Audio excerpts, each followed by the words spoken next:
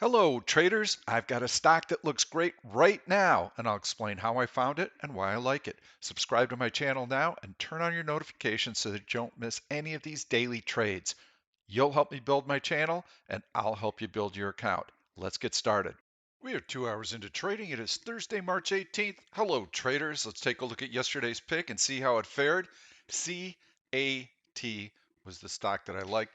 I still prefer selling out of the money bullish put spreads to buying calls. Right now, the market is trying to move higher, but it's not able to because bonds are weighing on the stock market. And we're going to take a look at that in a little bit.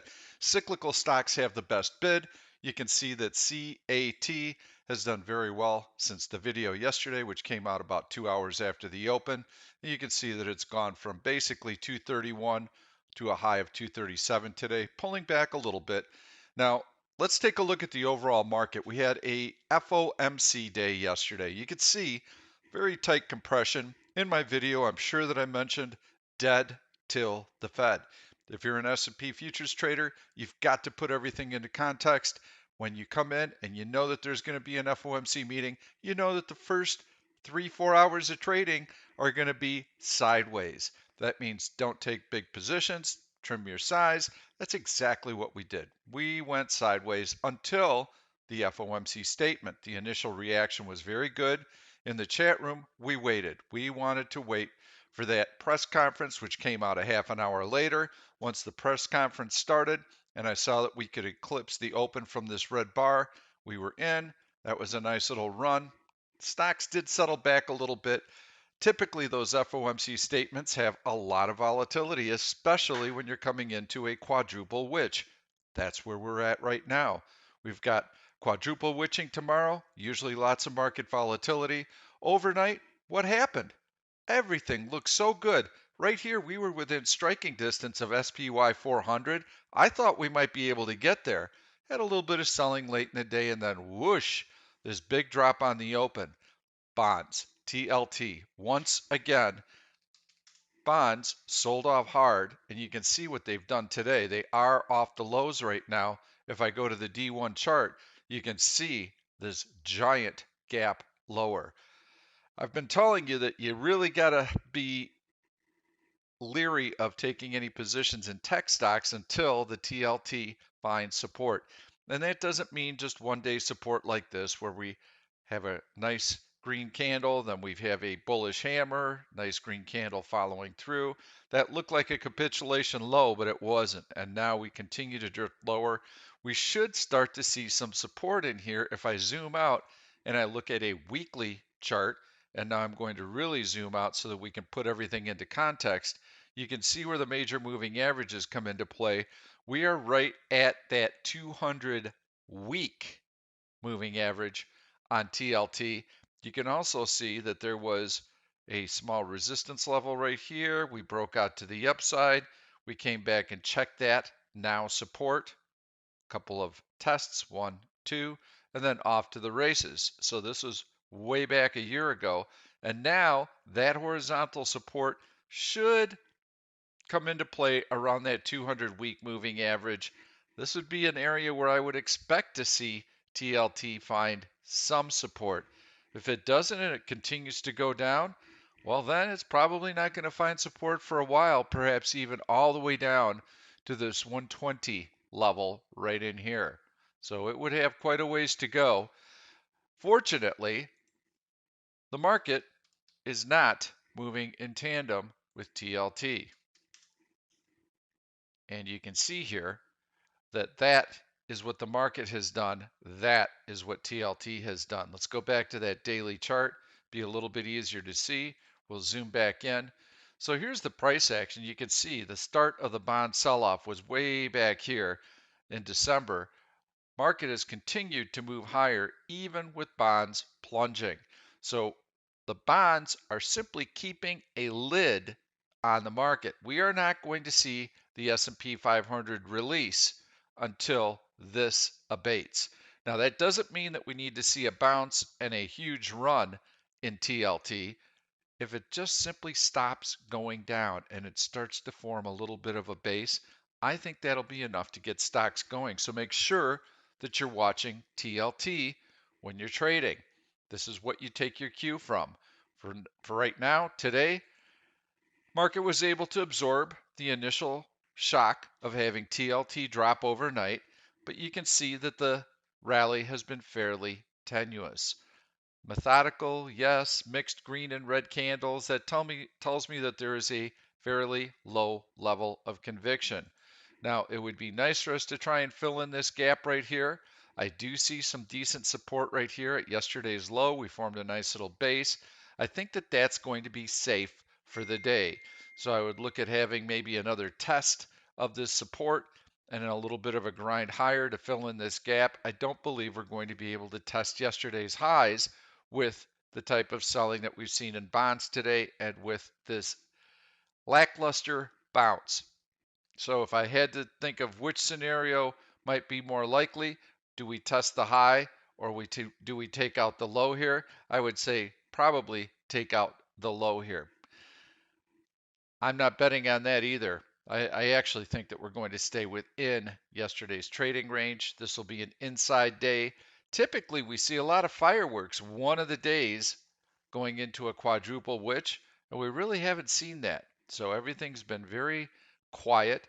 We've just been able to maintain this level right now. Buyers and sellers are paired off. We've got a lot of good economic news. The Fed yesterday said that we are going to stay within their target inflation rate.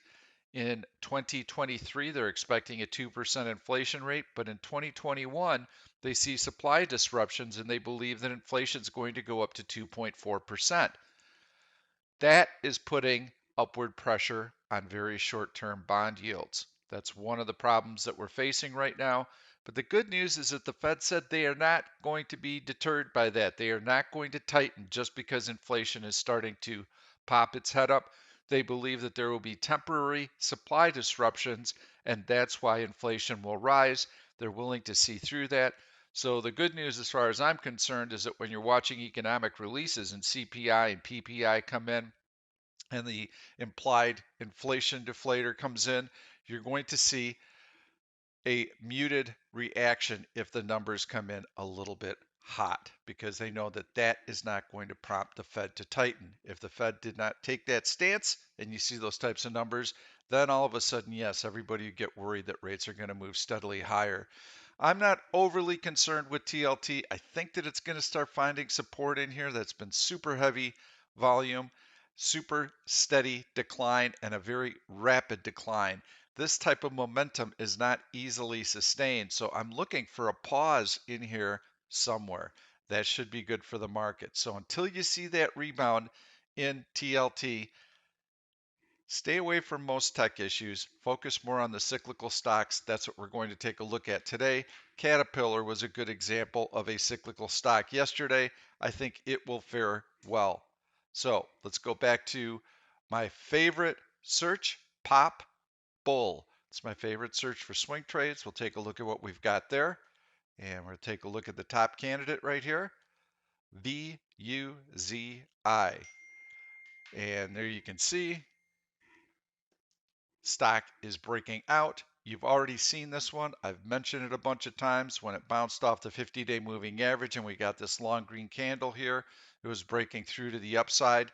We had a bullish flag pattern, but I also told you I really like what I see here, but we can't do anything because we've got earnings coming up. So hold off on that one. But yes, it was coming up on our bullish flag search. Now you can see the strength after earnings breaking through horizontal resistance, long green candle. So very nice looking chart there. AA also have a very nice looking pattern here. We've got the stock making a new all-time high. You can see how it's continuing to move higher. JPM, bank stocks, extremely strong right now. And you can see how they're continuing to float higher. JPM breaking out to a new high. It looks good. MET, also a financial. You can see how it has been able to compress here, break out to the upside. Every single one of these stocks looks great. And I'm just going to continue to click through. AEO is actually a retailer. So we're going to take a look at that one very quickly. And sorry, I keep clicking on the wrong charts here. We want to go into a daily chart. You can see how it's breaking out to a new relative high. Very nice head of steam. And finally, TSN, we do have some food prices moving higher. You can see this beautiful breakout right in here. TSN continuing to move higher. This is a nice one. You're not going to get a lot of premium for this one because it does not have a lot of volatility.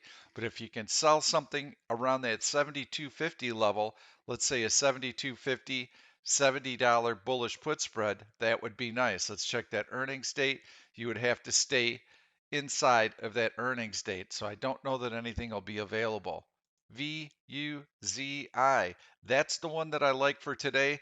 This is your pick. I don't like going in and buying it with the market kind of being lackluster right now and waiting for TLT to turn around. I still favor selling out of the money bullish put spreads. I took a look at an out of the money bullish put spread on this stock. You can see the upward sloping trend line right here. Let's draw it for you. We'll start here. We'll go here. You can see it comes into play right around the $20 level.